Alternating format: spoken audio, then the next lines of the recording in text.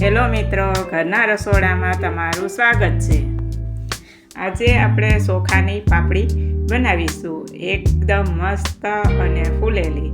તો જો તમે જોઈ શકો છો કે આપણી પાપડી એકદમ ફૂલીને મસ્ત બની છે। તો એવી પાપડીની રેસીપી આપણે આગળ જોઈશું। ચોખાની પાપડી બનાવવા માટે આપણે એક તપેલામાં 4 કળશિયા પાણી લેશું અને તેમાં આપણે 3 ચમચી મીઠું નાખીશું। પછી તેને આપણે 5-10 મિનિટ સુધી તેને ઉકળવા દેશું। હવે આપણું પાણી ઉકળી ગયું છે તો આપણે તેમાં 2 ચમચી ખારો નાખીશું ને પછી તેને 10 મિનિટ સુધી ઉકળવા દેશું। પહેલાં આપણે મીઠું નાખીને 10 મિનિટ ઉકાળીશું અને પછી પાછો ખારો નાખીને 10 મિનિટ ઉકાળીશું। જેમ કરીને આપણે વધારે પાણી ઉકાળીશું એટલી જ આપણી પોસી પાપડી બનશે। હવે આપણું પાણી ઉકળે ત્યાં સુધી આપણે 10થી 12 મરચી લેશું અને એક મોટો આદુનો ટુકડો લેશું। પછી તેને આપણે મિક્સરમાં પીલી નાખશું। અધકચરું થાય ત્યારે આપણે જીરું નાખીને તેને આપણે મિક્સરમાં પીલી નાખશું।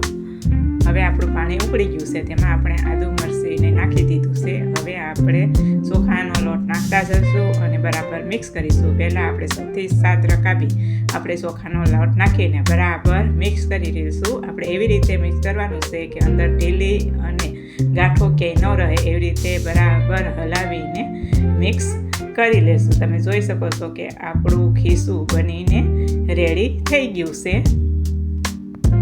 હવે આપણે ગેસ ઓન કરીશું, તેની ઉપર 1 કળશિયો પાણી ઉકળવા મૂકશું। પછી પાણી ગરમ થઈ જાય પછી આપણે તેલ લગાવીને તેની ઉપર એક સાયણી મૂકીશું। જો તમારી આગળ જે અવેલેબલ હોય તે સારી આપણે મૂકી શકીએ છીએ। હવે આપણે તેમાં ખીસું બરાબર તેમાં ગોઠવી દઈશું। આપણે સાયણીમાં જેટલું સમાય એટલું જ આપણે ખીસું તેમાં તેલ લગાવીને આપણે ગોઠવી દઈશું।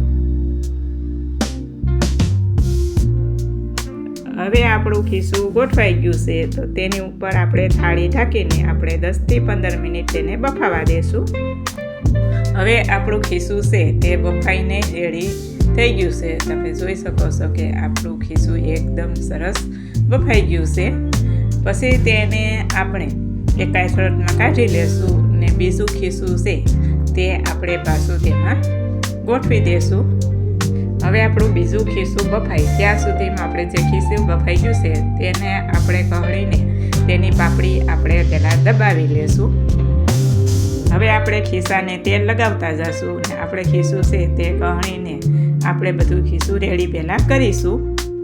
હવે આપણું ખીસું કળીને રેડી થઈ ગયું છે તો તેમાં આપણે મીડિયમ સાઇઝના આપણે પહેલાં ગોળણા કરી લેશું।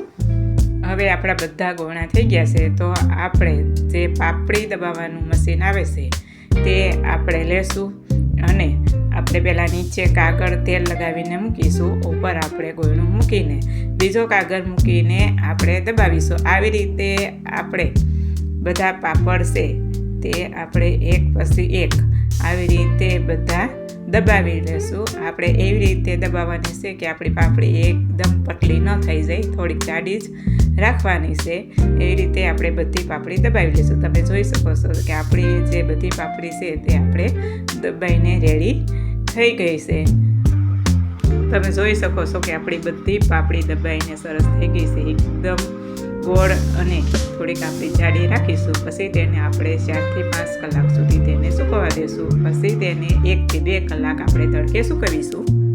તમે જોઈ શકો છો કે આપણી પાપડી સુકાઈને એકદમ મસ્ત બની ગઈ છે તો તેને આપણે એક મોટા ટબમાં ભરી લેશું અને તમે આખું વરસ સ્ટોરેજ કરી શકો છો। આપણે એક કોથળી લેશું ને તેમાં પેકિંગ કરીને આપણે મૂકીશું કે જેથી કરીને આપણી પાપડી બગડે નહીં અને તેને આખું વરસ આપણે સાચવી રાખીએ।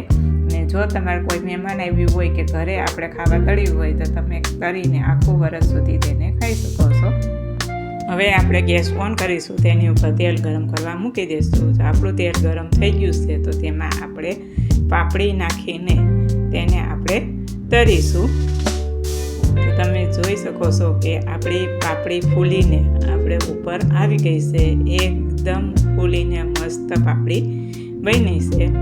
તમે પણ ઘરે આવી રીતે પાપડી બનાવશો તો તમારી પાપડી ફાટશે નહીં અને એકદમ ફૂલેલી અને પોસી પાપડી તમારી બનશે. હવે આપણી પાપડી તળાઈ ગઈ છે, તો તમે જોઈ શકો છો કે આપણી પાપડી એકદમ ફૂલેલી અને એકદમ પોસી આપણી પાપડી બની છે. જો મિત્રો આ રેસીપી તમને સારી લાગી હોય તો લાઈક કરજો, સબસ્ક્રાઈબ કરજો અને વધુમાં વધુ શેર કરજો. ફરી મળીશું નવા વિડીયોમાં નવી રેસીપી સાથે. અમારો વિડીયો અંત સુધી જોવા બદલ તમારો આભાર.